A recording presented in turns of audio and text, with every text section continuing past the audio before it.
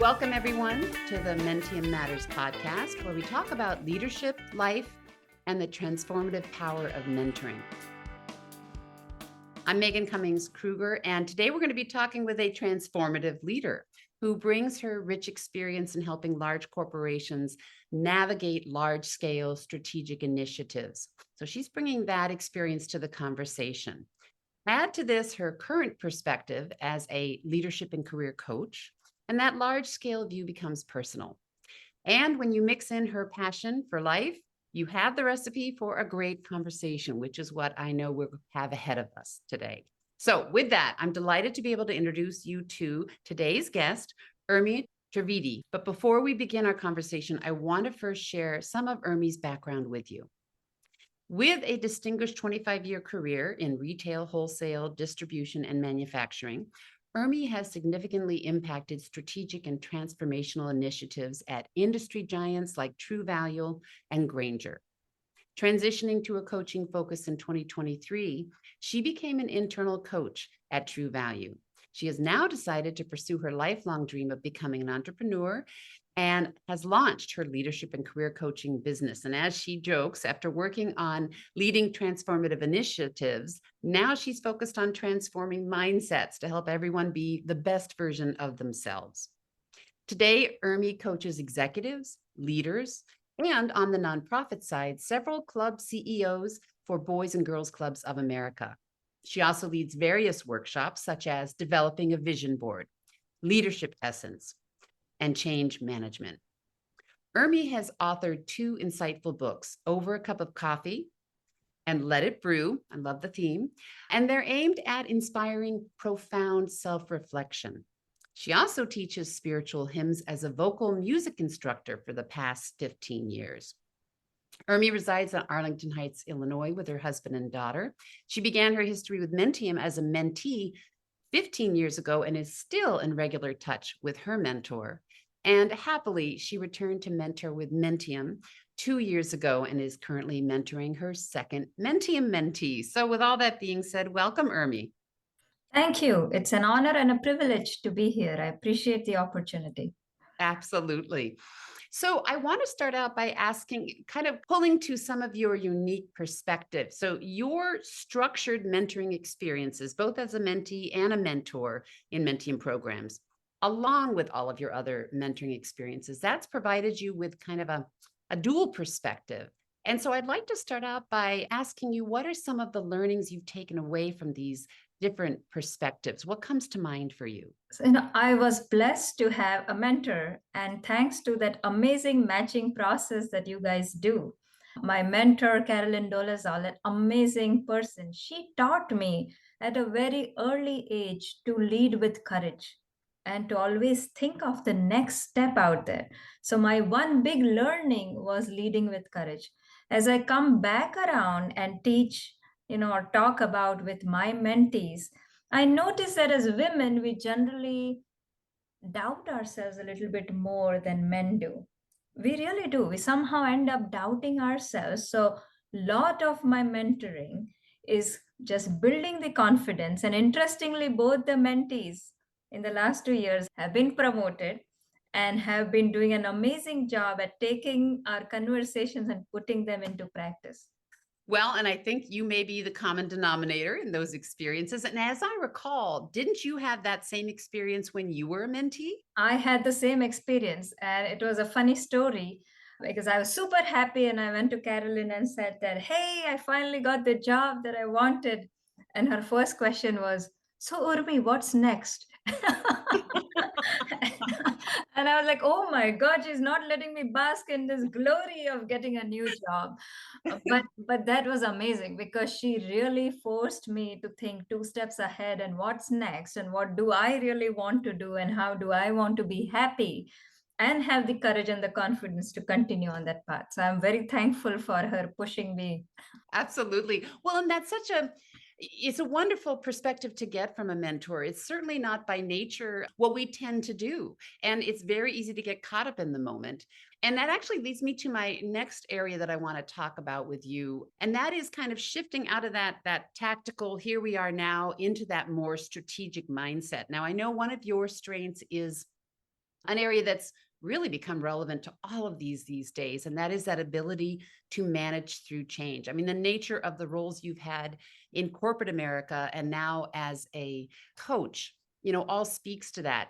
Would you share for us some experiences that have kind of helped you hone that strength in navigating change, and the insight perhaps that you've gained along the way? So I think the first piece to managing through change is to have an open attitude, to have an attitude and a mindset that change is good. Now, I always remind myself when I see my daughter, who is now 13, and her baby pictures, I can just see the change right in front of my eyes. That reminds me that we all, as human beings, are also changing minute after minute, day after day. So, the first piece is that change is good. Have an attitude of change is good. It is what happens. What happens to us on a daily basis. So, attitude. Then I think that each one goes through their own change journey at their own pace. So having the grace for letting people go through their own change journey, but as leaders would love for us to lead that change, right? So the typical phases we go through change is disbelief, anger, sadness, acceptance, and optimism. So, talking about a personal example, my ex company True Value, we were having trouble as retail went down, as COVID went down. Guess what? You and me stopped going to the hardware stores to buy.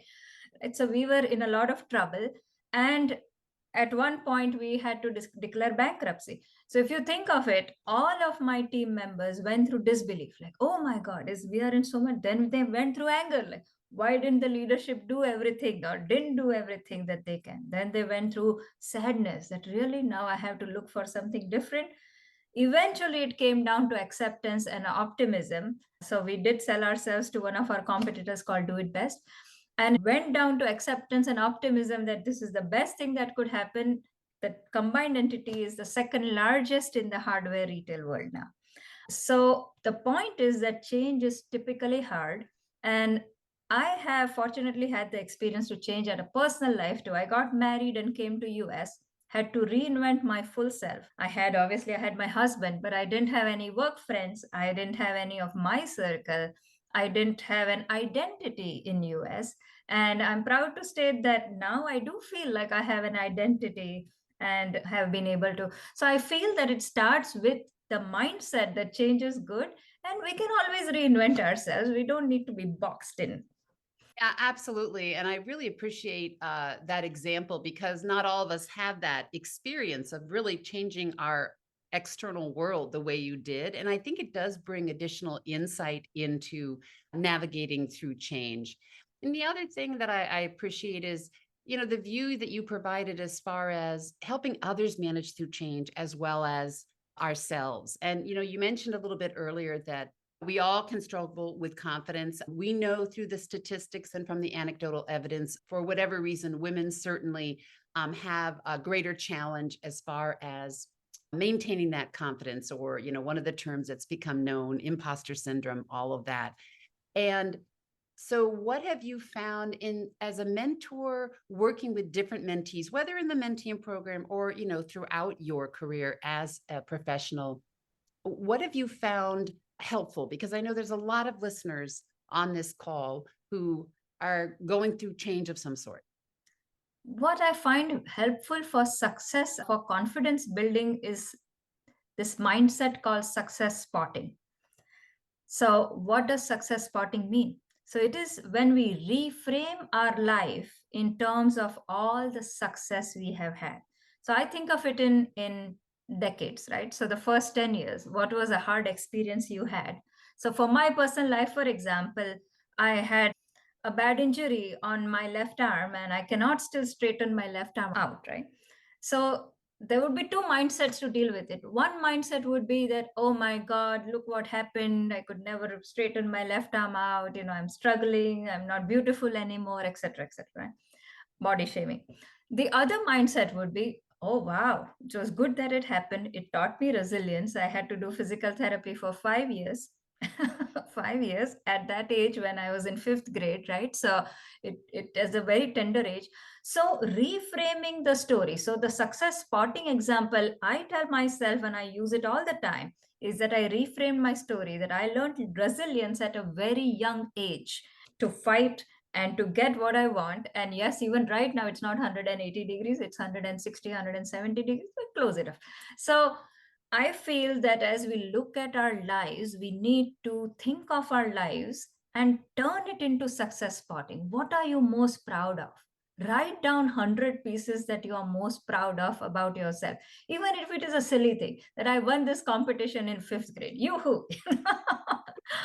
I feel that that boosts the confidence, that gives us the courage to take on more and more and more. But reframing all our experiences in terms of empowering mindset and not a victim mindset. Oh, absolutely. And I love that term success spotting. It's just kind of a good hook, when you're trying to do that.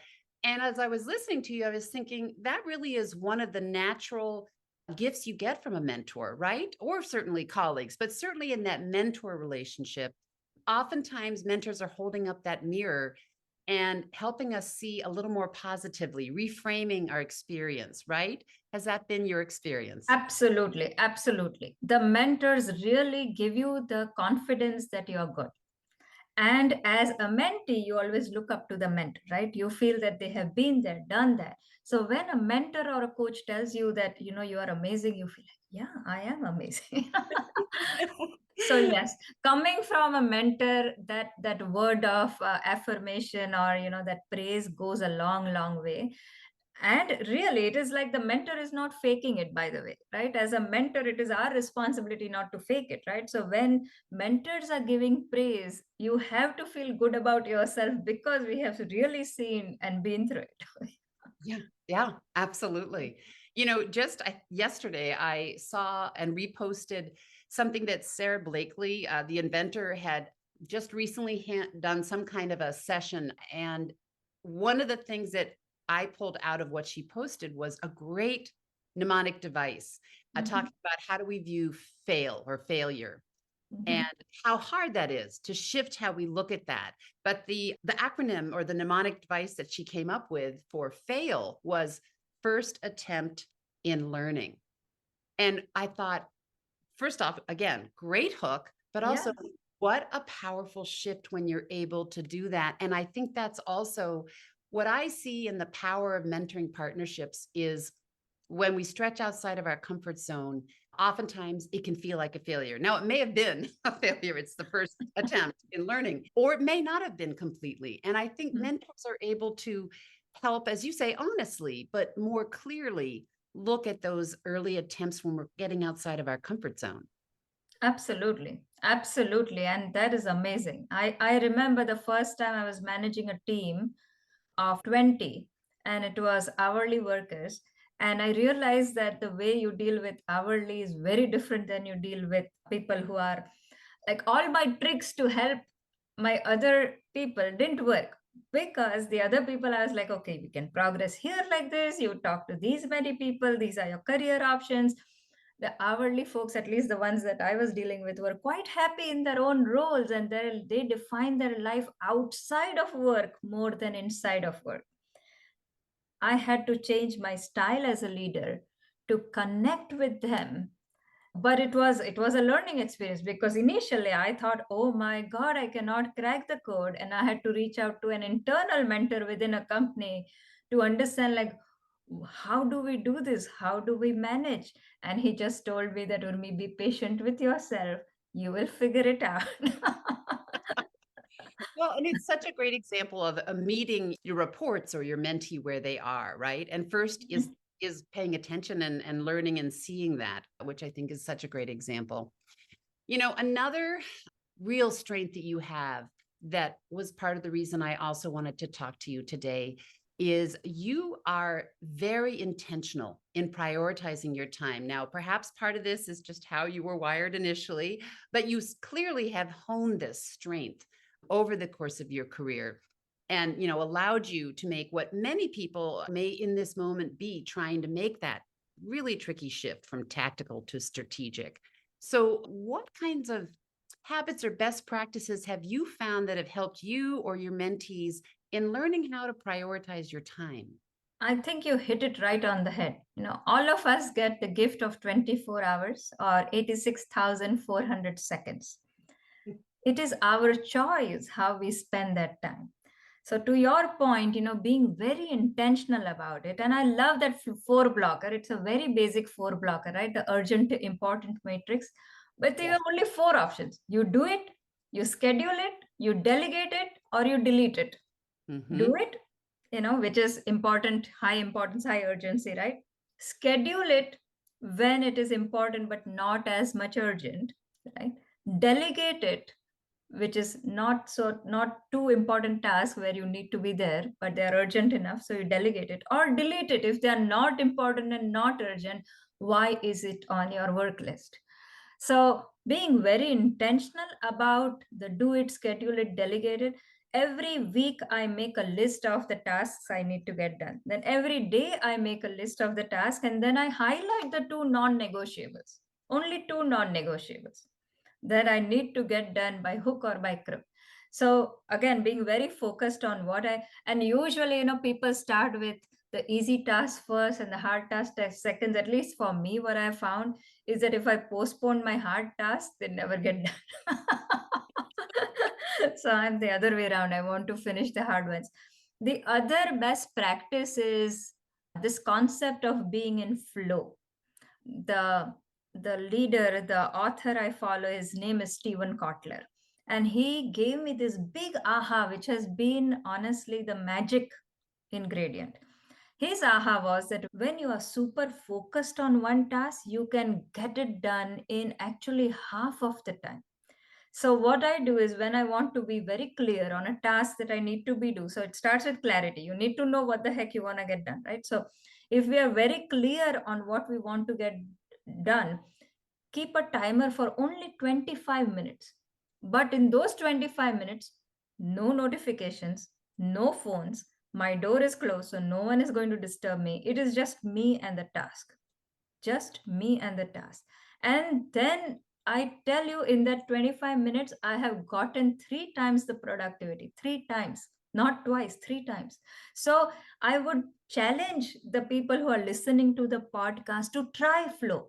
After 25 minutes, what do? Take a break, stretch yourself, do an active thing. No passive breaks. Passive breaks meaning no scrolling, the internet or whatever. Take an Mhm. active break. So do some stretching, take a walk, say hello to your husband, or your wife. Like do something fun and then come back and do another flow session. I think that the tricks are being very intentional about what you really want to get done, being very focused on what you can delegate, and then when you're clear on what you have to get done, get in flow. Get in flow and get it done. I love both of those best practices are great and very tangible. So thank you for sharing those. I've been with Menttium now 17 years. You've been a mentor all of your career by nature and through structure. And I've certainly never seen it be more difficult to maintain focus. It is an overwhelming time, I find. And oftentimes people feel it's just them that's drowning and feeling overwhelmed, when in fact, everyone is largely feeling this way. Have you seen that with your mentees over the years? Has there been, any stories or examples of success when you've been able to help someone stop and pause and be intentional? Yes, specifically what resonates most with these mentees is the art of delegation. So, specific example, so it's not through Menttium as much, but it is outside of Menttium when I coach the local clubs, boys and girls CEOs. Now imagine this, they are typically handling 300, 400 kids. They're typically handling a staff of 10 to 15 people. They are the club CEOs, so they are responsible for grants, they are responsible for budget, board engagement, you name it. They do a whole bunch of tasks. But what I have noticed is that this art of delegation is the one that is the magic trick. Being in flow and the art of delegation, two things, right? So being in flow meaning because there's so many people that it is very easy for them to be disturbed. So being that intentional that no, This is my time. If I'm writing a grant, let me just finish the grant, right? Like, so being very intentional about it and then being in flow. So if you are working, like, question yourself, are you working at your job level or are you working at a lower level? And if we are working at a lower level, then why? Why don't we trust our team? Why don't we have the right people if it's a people problem? So it's a mindset that no, I have to work at my level. The Yeah. CEOs have to work at their level to create those opportunities to ensure they can survive for a long time. In talking with you before, and certainly as we've been talking today, you have so much passion and focus on helping others and passing it on, right down to the books, as you say. And I think that's part of the hook that I got you to come accept being part of the podcast was this is kind of an opportunity for collective mentoring. So before I ask you my final question, I'd like to first ask you anything else as you think about people listening to this podcast that you want to share with them, a learning, an aha that you want to make sure you pass on.